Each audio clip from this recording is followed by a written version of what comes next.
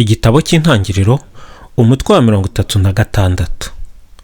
Ezawu ajya gutura mu gihugu cya Edomu. Dore urubyaro rwa Ezawu ari we Edomu.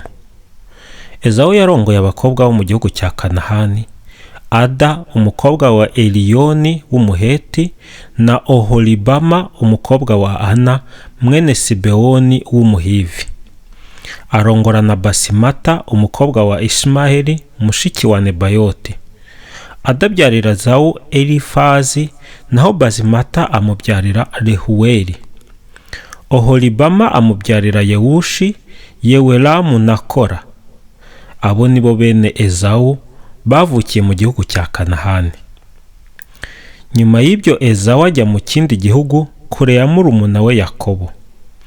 Ava rero muri Kanahani ajyana n'abagore be n'abahungu n'abakobwa be n'abagaragu be n'amashyo ye, amatungo ye yose n'ibintu bye byose yari yarahahiye muri icyo gihugu. Byatewe n'uko ibintu bari batunze byabaye byinshi, ntibaba bagishoboye guturana. Aho bari barahasuhukiye ntihari hakibahagije ku mpamvu y'amatungo menshi bari batunze. Ezawu aragenda atura ku musozi wa Seyiri. Ezawu niwe Edomu. Abakomoka kuri Ezawu. Dore rero urubyaro rwa Ezawu, sekuruza w'Abanyedomu batuye mu misozi ya Seyiri. Ngaya amazina y'abahungu ba Ezawu: Elifazi mwene Ada muka Ezawu na Rahuweli mwene Basimata muka Ezawu. Abahungu ba Elifazi ni Temani, Omari, Sefo, Gayetamu na Kenazi. Timuna wari inshoreke ya Elifazi mwene Ezawu amubyarira Amaleki. Abo nibo buzukuru ba Ezawu na Ada umugore we. Abahungu ba Rehuweli ni Nahati, Zerahi, Shama na Miza. Abo nibo buzukuru ba Ezawu na Basimata umugore we. Dore abahungu ba Oholibama umukobwa wa Ana mwene Sibewoni. Oholibama muka Ezawu yabyaye Yewushi, Yewelamu na Kora. Abatware b'imiryango ya Edomu. Dore abatware b'imiryango ya bene Ezawu. Abatware bene Elifazi imfura ya Ezawu ni Temani, Omari, Sefo, Kenazi, Kora, Gayetamu, Amaleki. Abo nibo batware ba Elifazi mu gihugu cya Edomu, bakaba abana ba Ada.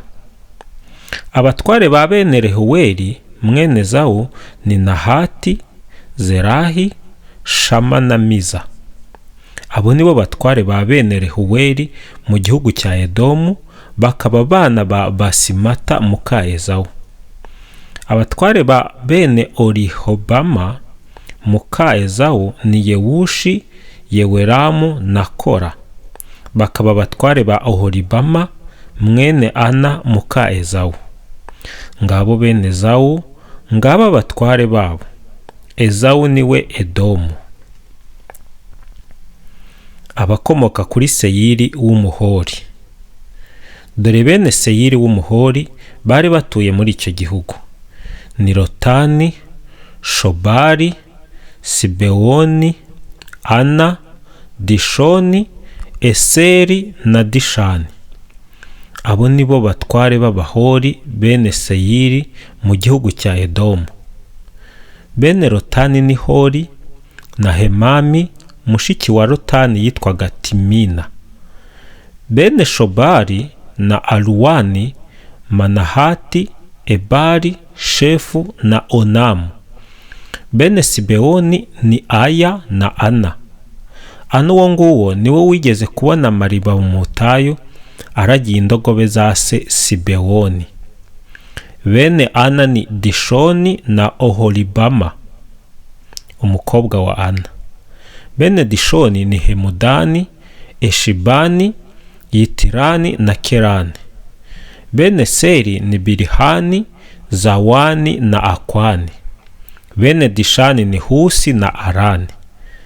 Abatware b'Abahori ni Lotani, Shobali, Sibewoni, Ana, Dishoni, Eseri na Dishani.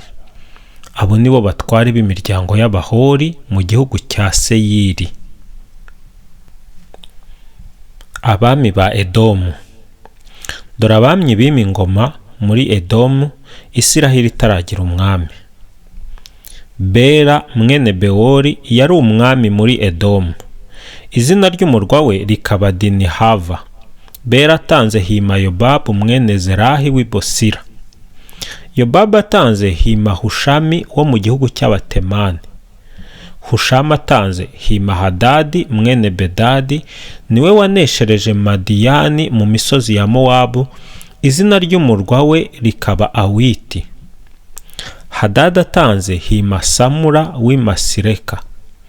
Samura atanze hima Sawuli w'i Rehoboti yo kuri Efurati. Sawuli atanze hima Behari Hanani mwene Kibori. Behari Hanani atanze hima Hadari. Izina ry'umugwa we rikaba Pawu. Umugore we yitwaga Mehetabela, umukobwa wa Matiredi mwene Mezahabu. Abandi batware b'imiryango ya Edomu. Dore amazina y'abatware ba Ezawu ukurikije imiryango yabo n'aho bari batuye.